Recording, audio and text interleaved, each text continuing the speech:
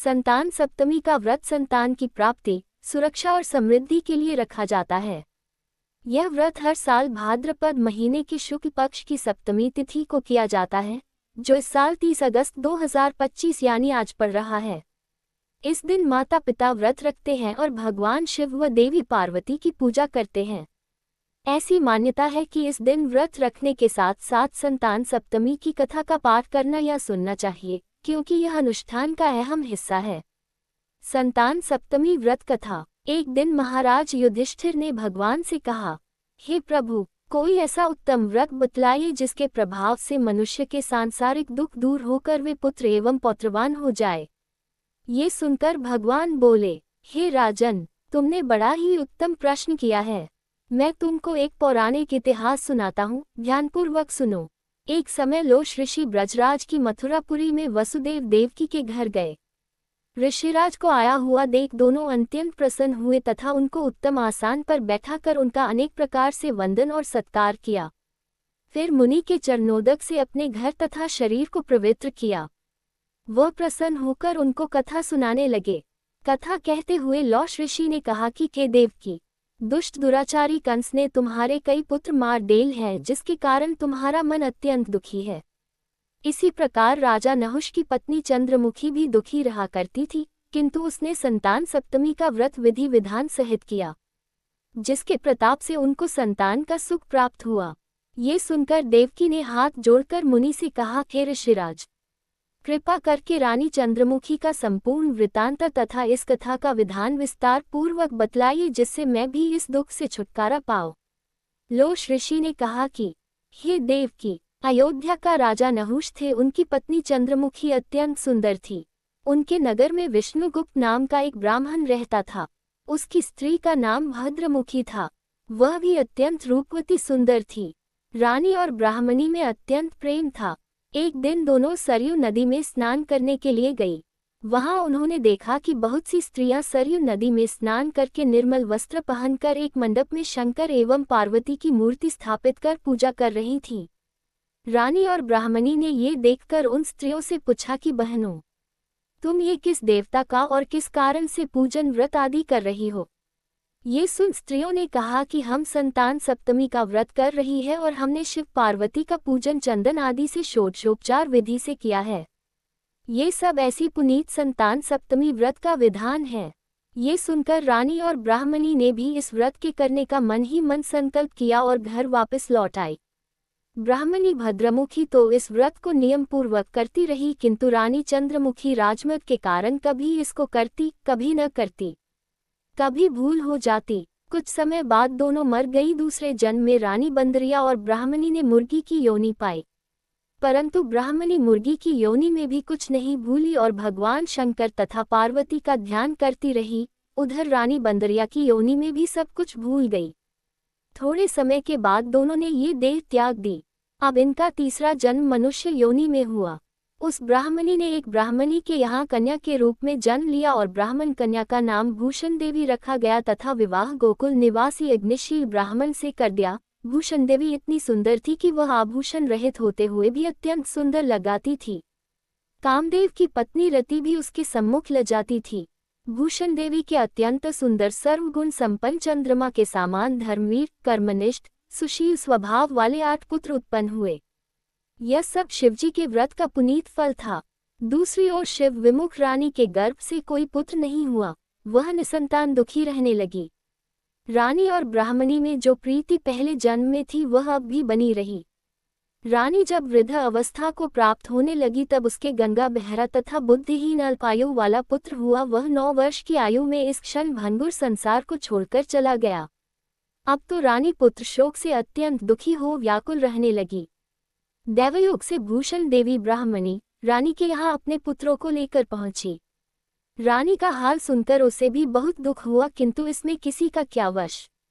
कर्म और प्रारब्ध के लिखे को स्वयं ब्रह्मा भी मिटा नहीं सकते।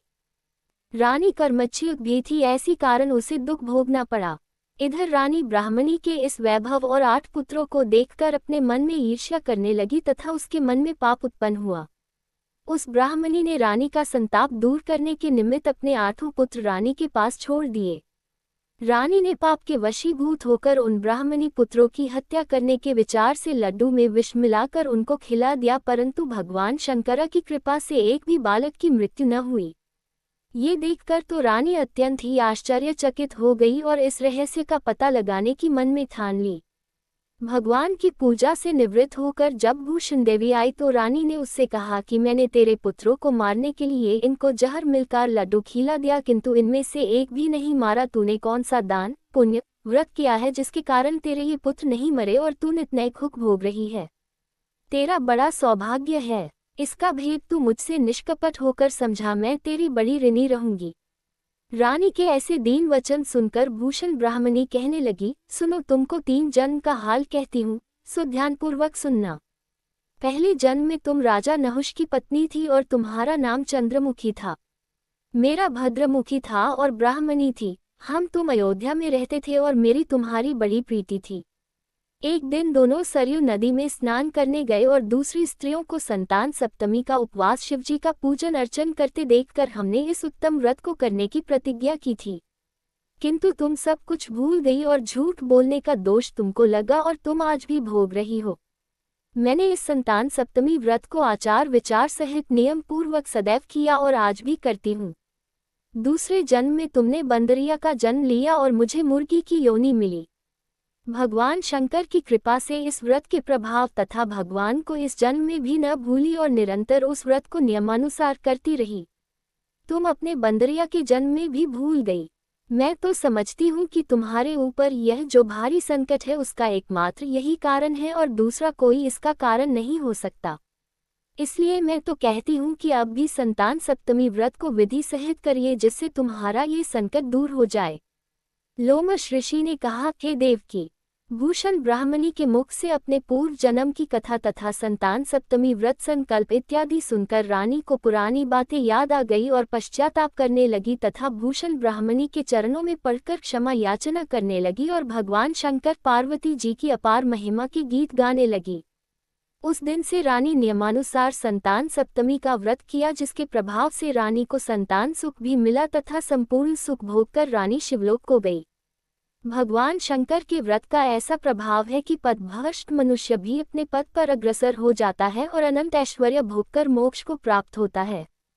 लोमश ऋषि ने फिर कहा, हे देवकी, तुम भी इस संतान सप्तमी व्रत को करने का संकल्प अपने मन में करो तो तुमको भी संतान सुख मिलेगा।